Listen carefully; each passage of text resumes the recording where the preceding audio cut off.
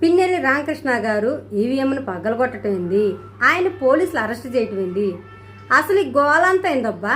నిన్న బాబు గారు అనుకూల మీడియా ఈ పిన్నెల్లి దుర్మార్గుడు రౌడీ షీటర్ ఈయన అర్జెంటుగా అరెస్ట్ చేయాలని ప్రొజెక్ట్ చేస్తే దానికి వ్యతిరేకంగా వైసీపీ మీడియా ఈ పిన్నెల్లి ఈవీఎం పలకొట్టు ముందున్న వీడియోని ప్రొజెక్ట్ చేయమని, లేదు మీరే చెప్పారుగా 9 ఈవీఎంలు పలగొట్టారని, అందులో కథమా 8 వీడియోలు ఎక్కడా అని, దీంతోపాటు ఈ ఫస్ట్ పలగొట్టిన వీడియో లోకేష్ గారికి ఎందుకు లీక్ అయిందని నిన్న క్వశ్చన్ చేసిందండి.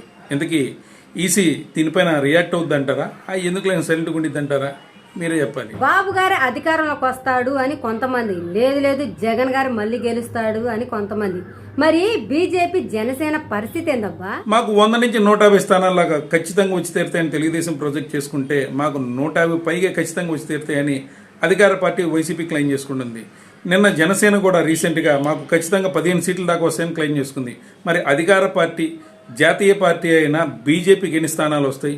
6 ఎంపీ స్థానాలు 10 ఎమ్మెల్యే స్థానాలు పోటీ చేసి ఎన్ని సంపాదిస్తుందో చెప్పలేని దుస్థితి చూస్తుంటే ప్రజలకు నవ్వొస్తుందండి. తెలంగాణలో అధికార కాంగ్రెస్ పార్టీకి ప్రతిపక్ష బీఆర్ఎస్ పార్టీకి ఆ గోలేంటి, ఆ ఇరుసు పడటం ఏందబ్బా? రైతులకు అనేక హామీలు ఇచ్చి అధికారాన్ని చేపట్టిన తెలంగాణ కాంగ్రెస్ పార్టీ ఈ హామీలను నిలబెట్టుకోవడం మాత్రం ఇంకా మీనమేషాలు లెక్కిస్తూనే ఉందన్నమాట.